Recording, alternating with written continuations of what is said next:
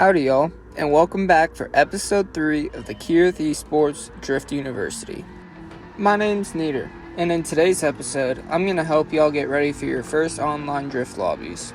To do this, I'm going to start by getting you more familiar with Susuka eScores. And to help you get a feel for some basic lobby etiquettes, as I had opened a lobby the other day where I asked people to do pretty much everything wrong, to show y'all some examples of what not to do. So without further ado, let's get into this episode.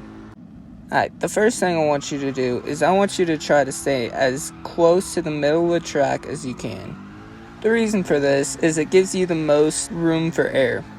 When you get to online lobbies, this is typically the line you'll see people take when you're trying to be in trains but you don't have the most skill in the lobby. So you'll typically see a large variety of speeds, but as far as angle goes, it's going to be consistently low because you're shortening the corner a little bit and therefore making it harder to hold angle. Unless you're left foot braking a lot and really dragging out the corner. But I wouldn't recommend this as it's a really hard line to follow for the person behind when you do that. Once you're up top, I want you to do the same thing coming down, because most lobbies run sections where we split the course in half. So you need to know the track going down as well. And once you learn to hold and maintain the drift, I want you to focus on how much angle you're holding consistently. As you'll see here, in this corner, I over-rotate just a little bit, and so I had to kick it down in the second gear to save me from having too much wheel spin and spinning out. And if you're straightening out between corners, you might need to go up one more gear in order to get you that extra power so your engine doesn't cut out. Alright, and for the next one, I want you to try to start working side to side on track. Try to hit the inside of corners and then work your way to the outside. For all the racing fans out there, because this is Kira's channel, the other way to say it is to hit your apexes. So you see here, I work from the inside of the curb to the outside and right back to the inside here and then back out to the outside.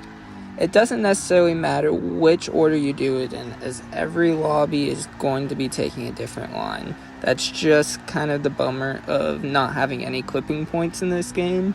There's no consistent line to follow. So I just want you to play around, just have fun. Like, you can hit the inside of every corner, you can hit the outside of every corner. So I want you to go into this with the goal of being able to do any line coming out of this. And of course, same thing here, make sure that you get the downhill version too. I think you'll find a lot of the section lobbies are honestly a lot more fun, just because it keeps the trains together and it makes it easier for you to find tandem partners. And then you'll notice as I come down to the bottom here, I gave it a little bit too much power in third, a little too late, and the car just spins out on me. I feel like if I would have shifted down to second here, I would have had a little less wheel spin and I would have been able to drag the corner a little bit longer. Now the last line I want you to try to follow, which is going to be the most advanced one, is I want you to try to stick to the outside line pretty much the whole time. You'll definitely notice yourself needing to use the left foot brakes a little bit to hold you onto that outside or pull you out to the outside. And then you'll find yourself also kind of struggling to hold angle in between corners, as it's a long stretch to stay on the outside. So I want you to focus on trying to have speed in between corners on transitions so that you can hold your angle, while also trying not to leave that outside clipping point too early. And again, this might not be an actual line that you follow often in lobbies, but if you can hold it right now, it'll make following anybody's line a lot easier for you, as having the ability to stick to the outside line will keep you from diving too far inside on somebody who you are following in a tandem. And what I mean by that is when you're following somebody in a tandem, you want to try to stay as much as you can on the back wheel of the car. When you edge too far forward, you make it hard for anybody who's trying to also follow you, because you cut their line short. And the opposite goes for when you only practice inside lines. When you do that, you're helping yourself to prepare when you need to catch up to somebody in a train if you're going too slow.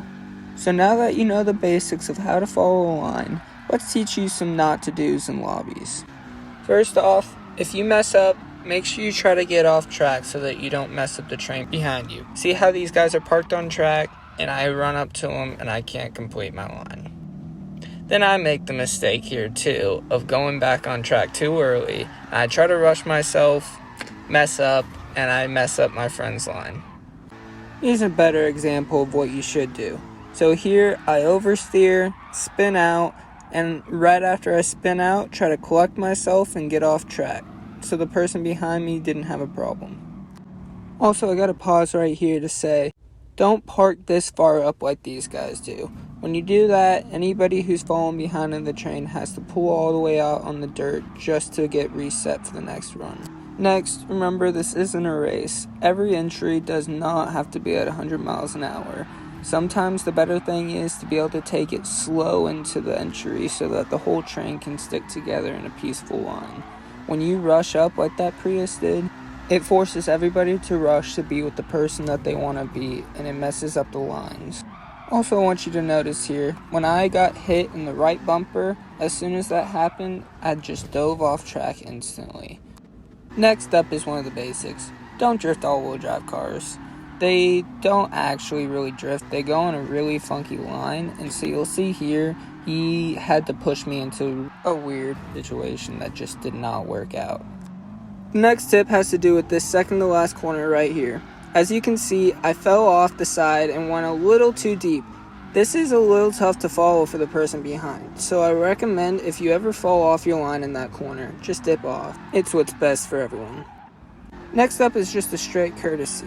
Try to watch where you go whenever you finish your sections, just because when people on wheel, whenever you slam into them like this, the wheel just starts flying everywhere. So just be careful as you finish your section. Same goes too for when you're coming out of the pits and parking up in front of the first section. Now to one of the basics. If you fall off track, do not re-enter right away, especially if you're leading the train. That's for sure.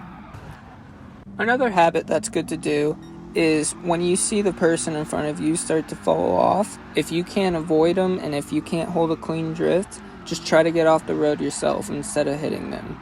That'll help keep the train behind you clean if they were able to get off the road. As you see, the two cars were able to pass us without hitting us. Now, one of the more advanced things that you can work on is being able to read what the train needs behind you as a lead car. So you're going to see here my friend RJ is going, and he's got a good pace right now, but he starts to ride the brakes heavy, and so that's not a good thing for my car. And so you see me start to creep up, and then I just eventually lose it because it wasn't the pace for my car. If you can hold a different pace and you can see that a car behind you wants to go a little faster, definitely don't slow down. Try to read and adapt to what everybody else is doing. And that's going to do it for the second episode of the Kireth Esports Drift University. Appreciate y'all for watching, and make sure to drop a like and subscribe if you enjoyed.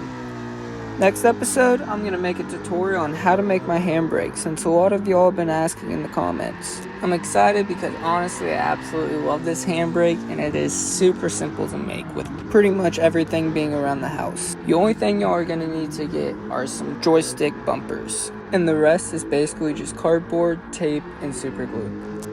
But once again, thank y'all for watching, and I'll see you in the next episode.